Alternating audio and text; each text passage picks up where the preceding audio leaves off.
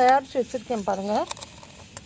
இது ஒரு கம்போஸ்ட்டு. இது எதில் இந்த கம்போஸ்ட்டு ரெடி பண்ணியிருக்கேன் அப்படின்னு நீங்கள் கேட்டிங்கன்னா ஆச்சரியப்படுவீங்க.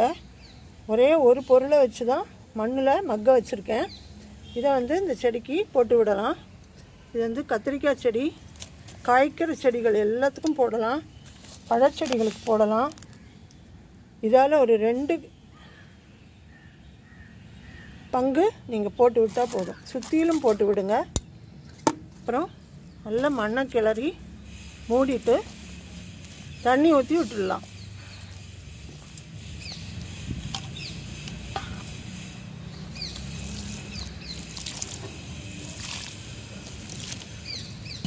அதே மாதிரி இதுக்கும் கொடுக்குறேன். இப்போ பூ வச்சு காய்க்கிற பருவம், அதனால் உரம் கொடுக்கணும். ஸோ இந்த உரத்தை நான் இன்றைக்கி இந்த செடிகளுக்கெல்லாம் கொடுக்குறேன்.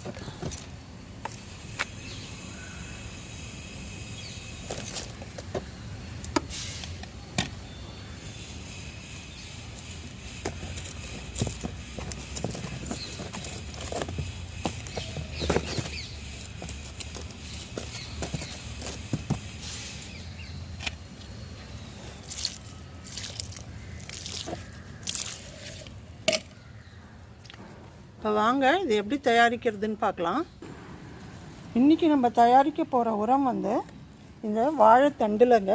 இந்த வாழைத்தண்டு வந்து இங்கே உங்கள் தோட்டத்தில் இருந்தாலும் சரி, இல்லை பக்கத்தில் எங்கேயாவது கட் பண்ணி போட்டாலும் சரி, இல்லை கடையிலேருந்து நீங்கள் வாழைத்தண்டு வாங்கிக்கிட்டாலும் சரி, எப்படியா இருந்தாலும் இது வீட்லேயே வேஸ்ட்டாக போகிறது அப்படின்னா தூக்கி போட்டுறாதீங்க.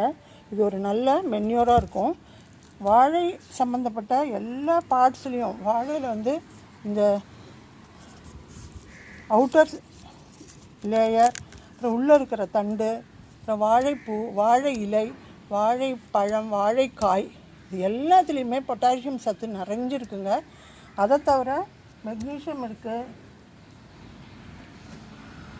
அயர்ன் இருக்குது, ஃபைபர் இருக்குது. எல்லா சத்துக்களும் இருக்கிறதுனால நம்ம செடிகளுக்கு வளர்ச்சிக்கு ரொம்ப உகந்தது.